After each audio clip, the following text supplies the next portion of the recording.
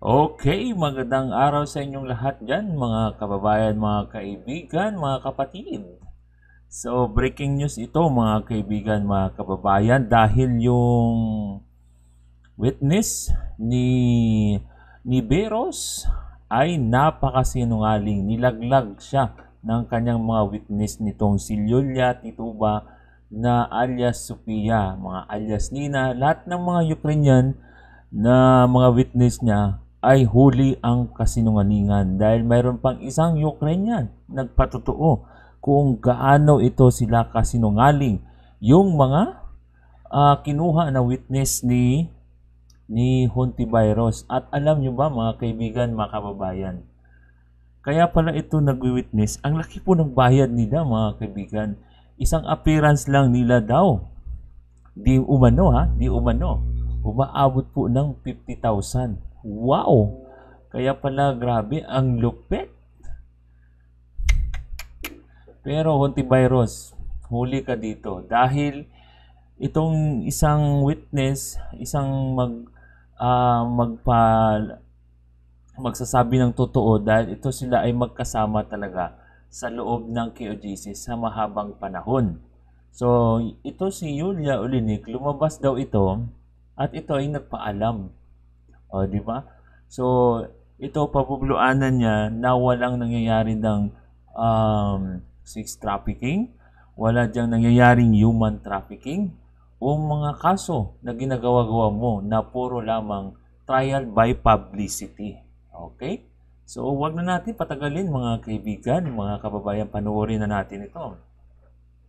Na dating KOJC missionary mula sa Ukraine. Sa kabila nito, hindi niya pinalampas ang pagkakataon para depensahan si Pastor Apollo C. Kibuloy na siyang spiritual leader ng kongregasyon laban sa ilang dating misyonaryo na tumalikod at nagtraidor dito.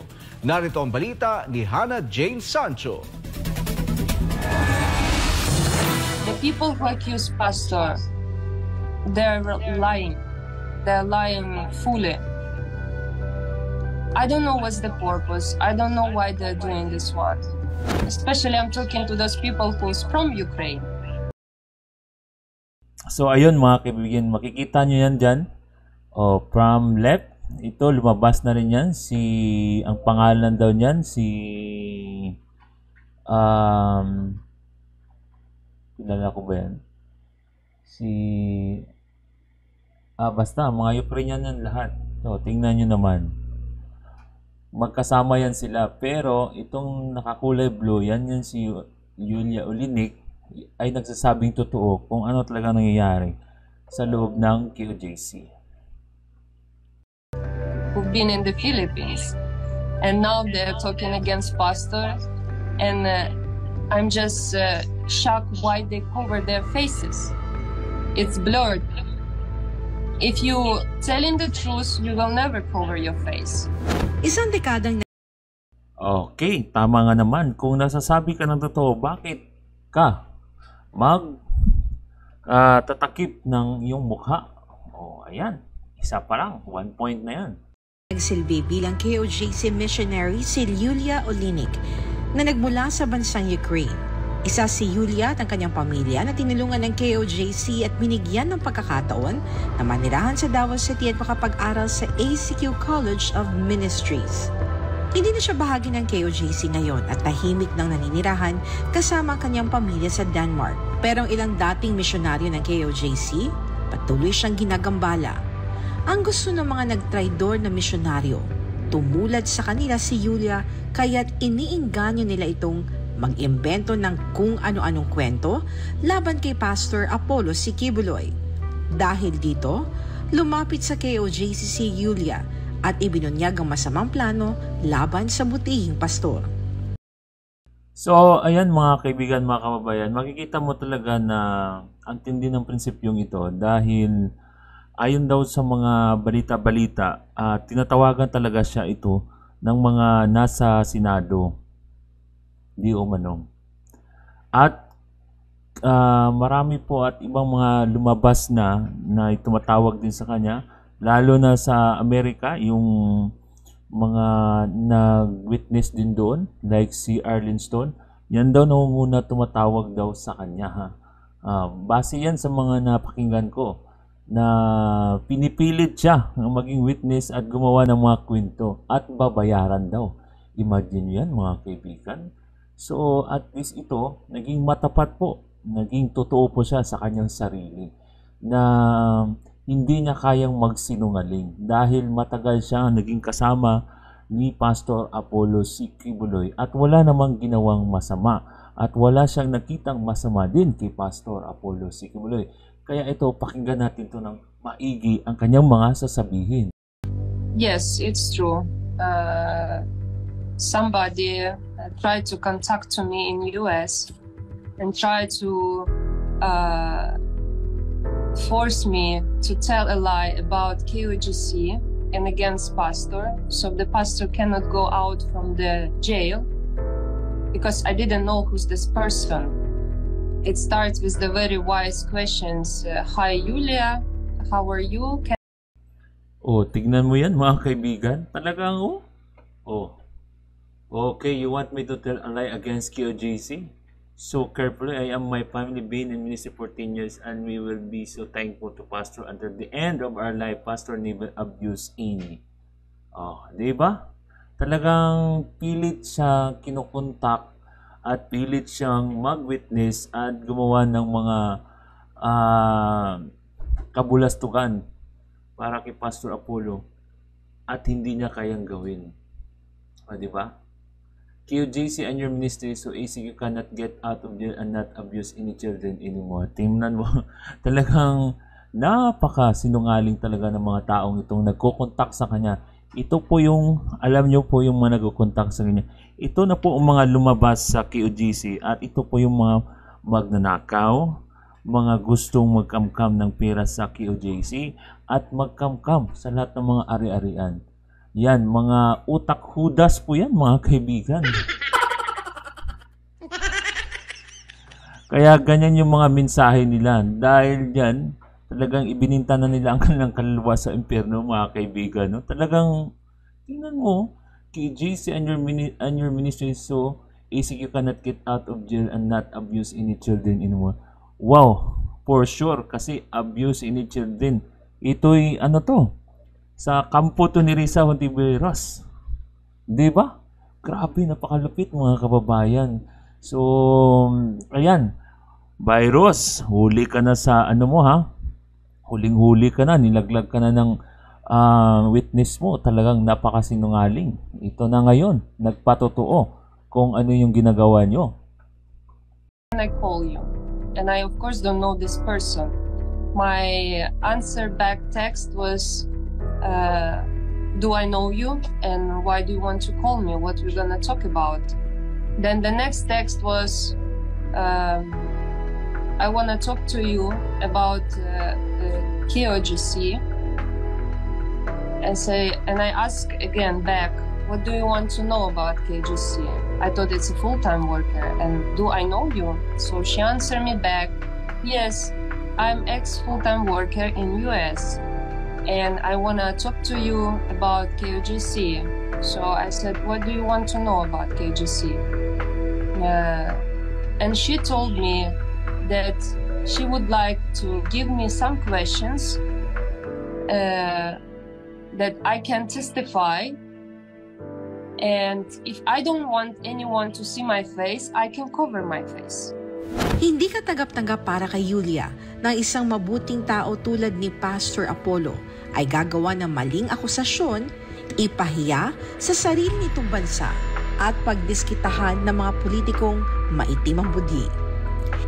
Of course, I was angry about it and I sent her a big text message about that it's not true, and I texted. So ito mga kababayan, babasahin natin yung part na hindi natin natapos. So ito ang sagot ni Julia sa kanyang text dahil for sure itong mga nasa Amerika nabayaran na rin ito mga kaibigan. So okay, you want me to tell a lie against KOJC. So read carefully. I am my family been in the ministry for 10 years. Imagine nyo yan mga kaibigan, 10 taon. And we be And we will be so thankful to Pastor until the end of our lives. Pastor never abused anyone. Walang inabuso si Pastor daw kahit isa. Walang inabuso si Pastor Apollo Sikibuloy kahit isa. Oh, he is a good, righteous person and a son of God. So, ayan mga kababayan. Ang tapang nito ni Yulia. Okay. I've been in pastoral ministry and I was happy about it. It was privilege for me be like a son, and now I have a blessings from God. I have my own family and baby. Oh, lumabas siya mga kaibigan. Siguro dahil as missionary sa kingdom, lumabas siya dahil nagpaalam to mag-asawa. Okay? To Pastor, I will always thankful for all these years and stand only for Him. Ayan. Paano na yan, Risa? So, ayan. Sabog ka dyan, Risa. Yung mga kasinungalingan mo dyan. Lalo na yung mga hinire mo ng mga witness.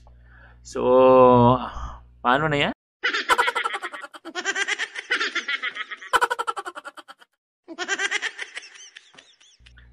Okay, tuloy. I don't understand you people. What do you want from Him and what He did personally to you? You don't know what you are doing. Just will pray for you.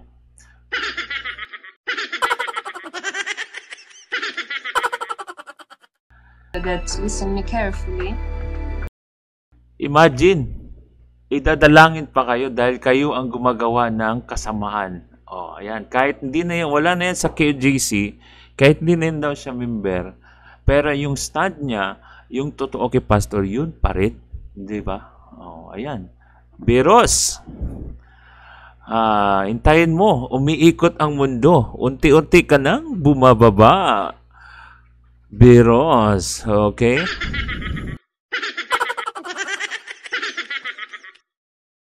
Okay, tuloy. I don't want to lie anything about the kingdom, and especially pastor, because I've been there for 10 years. I know who is pastor. I know how good he is person, he's son of God, and he's righteous person and helping to the kids, helping to everyone. He never abused anyone. And especially there's my family, my sister-in-law and 3 my kids, nephew and nieces. Hindi rin pinalampas ni Yulia ang pagkakataon na magsalita laban kay Yulia Titova. Okay, saan tayo ngayon maniniwala mga kaibigan dito? Sa nagsasalita ng sinungaling yung witness ni Ontiveros o nagsasalita ng totoo patungkol kay Pastor? Saan po kayo maniniwala niyan mga kaibigan? Yung si Yulia na yan daw, blessed yung buhay niya dito. Dahil lumabas lang yan dahil hindi niya makayanan ang buhay sa QGC. Kasi pag pumasok ka sa QGC mga kaibigan, dapat ihanda mo ng sarili mo dyan. Marami pong mga bawal dyan. Kaya siguro hindi napagtiis, yun lumabas, at maraming ginawang kasalanan, ngayon pinagtatakpan pa at sinisiraan pa si Pastor Apollo Sikibuloy. Oh. Kasi pag pumunta ka talaga sa QGC, wala namang masasamang tao diyan. Wala namang human trafficking. Bukas yung gate yan, 2 gate diyan. Pwede ka makalabas diyan. Hindi anong mga tao diyan parang ginagapos, hindi. Talagang may freedom of choice ang mga tao diyan. Saka yung pinaka-cardinal rule nila, kung gusto mo, hindi ka pipigilan, kung gusto mo magpatuloy, ayan, tuloy ka sa, missionary mo. Pero pag ayaw mo nang maging worker, ayaw mo nang maging member, re-respetuhin pa rin dyan. Okay? Ayan. So ito mga kababayan, ito mga lumalabas, ito yung mga sinungaling, ito yung mga magnanakaw, at ito yung mga ayaw sumunod sa disiplina. Ayun. Disiplina palagi yan. Di ba? Tuloy. Ang Ukrainian national na nagsalita sa pagdinig sa Senado laban kay Pastor Apollo. I know her because we've been in the kingdom, we've been in the Philippines, together for many years, 7, 8 years together. I came first in 2012. She came to Davao in 2013 or 14. So we've been there together. We studied together, CQ College of Ministry. We joined the Thanksgiving worship presentation. Oh, ayan mga kaibigan, mga kababayan. 14 years, may nakikita ka ba dyan na sa mukha nila na inabuso sila? Tingnan mo, ang ganda-ganda, ang saya-saya nila. Kahit saan makaikot, kahit saan makalabas, kahit saan makapunta ng ibang lugar. Paano sila inaabuso? Inimbitahan pa daw yung mama niya. 2 beses na nakapunta sa Davao. Saan ka maniwala? Saan ka ngayon? Di ba? So halatang binayaran at nagsisinungaling to lahat ng mga witness ni Beros. Kasi pag may sinungaling ng isa, lahat na yan, invalid na lahat niyan ng mga witness niya. Kasi ito, nagpapatunay, totoo itong sinasabi ni Yulia Ulinik. Iyon, tuloy. Give us this day. We traveled all over the world, had together concerts, crusade, worship Almighty Father. We've been in many fellowships. So I know her very well. We live together. Tinawag na sinungaling ni Yulia Ulinik ang kapwa niya Ukrainian sa mga ibinibintang nito kay Pastor Apollo. Kung totoo nga raw ang mga akusasyon ni Titova, ay dapat nauna niya itong napansin dahil magkasama sila ng tirahan noon. I can say she is lying because as I told you earlier, we live together. From morning to evening, from morning to morning, we live together. We study together, we travel together. Giit ni Yulia Ulinik, kung gugustuhin ni Titova ay napakaraming pagkakataon noon para makapagsumbong siya. Pero bakit hindi niya ito ginawa? So ayan mga kaibigan na. So alam niya ang buhay ni Sophia alias Sophia na si Yulia Titova. Talagang magkasama sila, isa silang kwarto, magkasama kahit sila sa pumunta. So ikaw ngayon, Beros, saan ka maniniwala?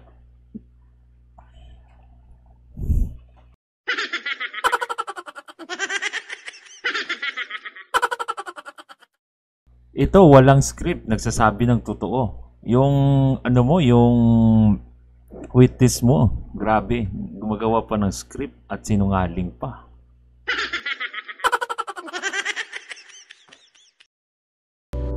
And number one is, Pastor invite her parents to go to the Philippines to see where's the daughter live, where's the daughter study.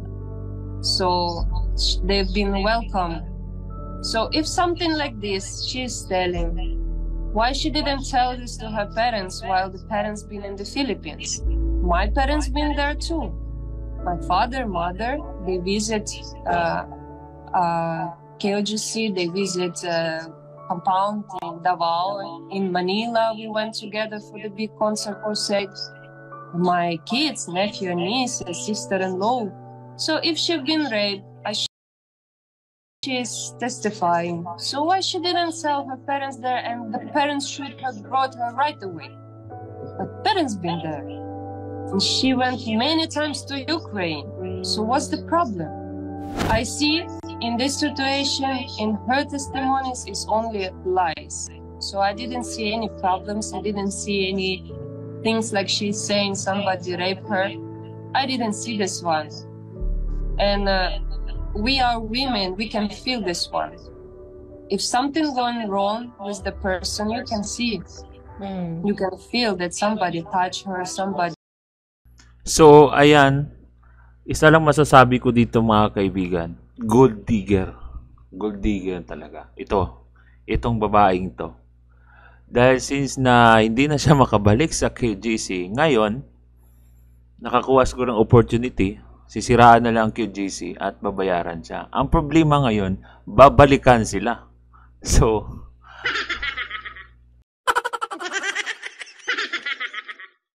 Sila na ngayon maging kawawa dahil si Risa Hontiveros nandito sa Pilipinas. Kahit saan sila ngayon, hahabulin at habulin sila at kakasuhan sa pinaggagawa nilang kasinungalingan.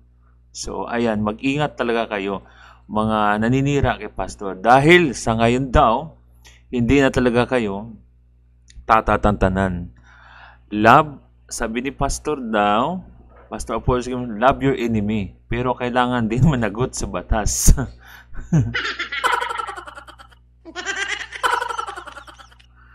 Okay, tuloy. He did something to her, and we've been free there. We can say, okay, I don't like to be here. I want to come back to Ukraine. Please buy for me a ticket, fly. How many times you've been in Ukraine? How many times? 2 times Pastor invite her parents. 2 times. So, ayan, imagine mo, 2 times niya inimbitahan ang kanyang parents nga pumunta sa Pilipinas para tingnan ang kanyang buhay sa Pilipinas. Hindi niya man sinabi kung anong nangyayari niya dito sa kanya. Wala man siyang sinabi na inabuso siya. At hindi naman nagsabi yung parents niya. At ang parents niya rin nito ay wala rin. Hindi rin nagkausap din na wala rin ginawang abuso sa kanila. So gawa-gawa lang talaga yun para paninira. Ipapakita ko sa inyo maya guys yung matrix na bakit ganun talaga ang paninira kay Pastor Apollo Sikiwalay. Grabe, ang lupit po nun. I saw her life so blessed there. Dinipensahan din ni Yulia si Pastor Apollo kaugnay sa akusasyon ng human trafficking at pang-aabuso sa mga bata. But all what they're saying, for example, human trafficking. How? Where? So, ayan mga kaibigan. Nagtatanong siya paano o saan.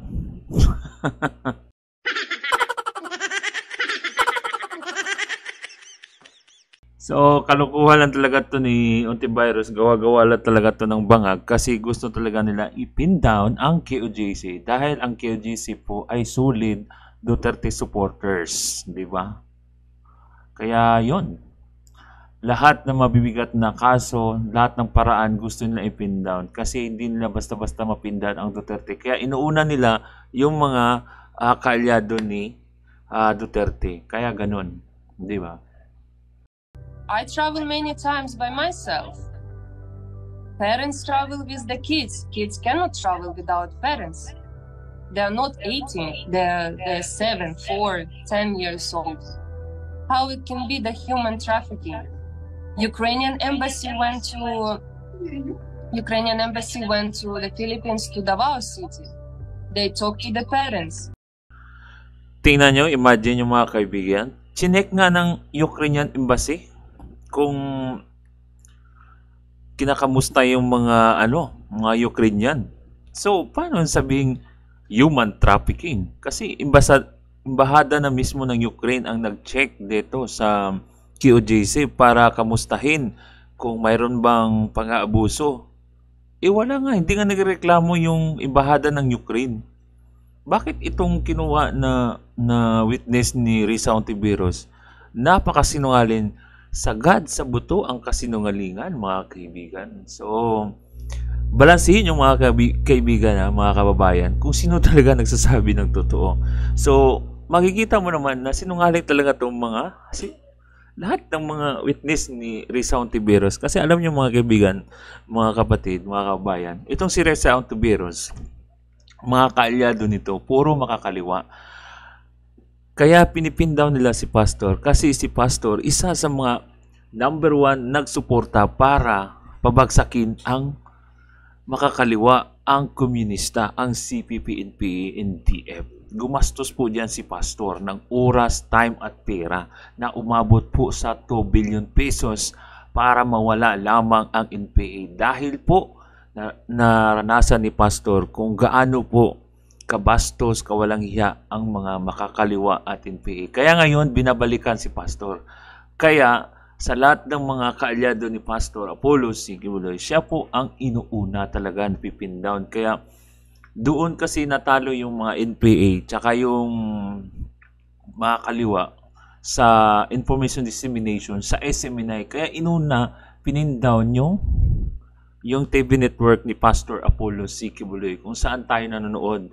Pero ngayon, hanggang ngayon, imagine mo, indefinite suspension. Hanggang ngayon, hindi pa rin nakabalik. Pero someday, somehow, babalik na yan yung SMNI. Kaya dapat intindihin nyo po ang lahat ng mga nangyayari ngayon sa mga Duterte, sa kay Pastor, at sa bayan natin, mga kaibigan. Talagang, ayun, napaka organized nila, mga kaibigan, mga kabay. Pakikita ko sa inyo yung matrix na yan. Okay, tuloy. If something wrong there, the parents can say to Ukrainian embassy, help us and take us out from the kingdom. No one. So if I've been happy in the Philippines, if I've been happy in the kingdom of Jesus Christ, if I've been happy in that time pastoral ministry, I will say about it. I will stand for this one. Even if I now have my family, my baby, I'm blessed and I'm happy to share to everyone about it. And those people who went against Pastor, is what I know, is those people who lie and use the kingdom for their own. Sa kabila ng mga akusasyon laban kay Pastor Apollo C. Kibuloy, ay nanatili pa rin ang respeto at mataas sa pagtingin ni Yulia Olinik sa butihing pastor. I want to say about Pastor only the good one. The person with the big heart, kind, generous, happy, full of love, especially to the kids. And for all these years, what I see is only the goodness, help and love to the kids, and not only to the kids, to the parents, to the adults, to teenagers, to young people. His heart is so big. He helped all over the world. And I tell you, especially to Ukraine, to how many kids he helped in Ukraine, how many kids been shelter, clothes, everything. Para sa Diyos at Pilipinas kumahal. Ito si Hannah Jane Sancho, SMNI News. Ilang taon na rin ang So, ayun mga kababayan, napakinggan natin yung debunking ng mga witness ni Risa Hontiveros. Talagang napakasinungaling po. Lahat na yun. Wala nang pili. Lahat na yun. Napakasinungaling lahat ng mga witness na kinuha ni Hontiveros. So, ipakita ko sa inyo kung bakit napakasinungaling at magkano pong bayad nun. Umaabot po sa 50,000 per hearing na pag ikaw ay lumalabas sa hearing. Okay? Di ba?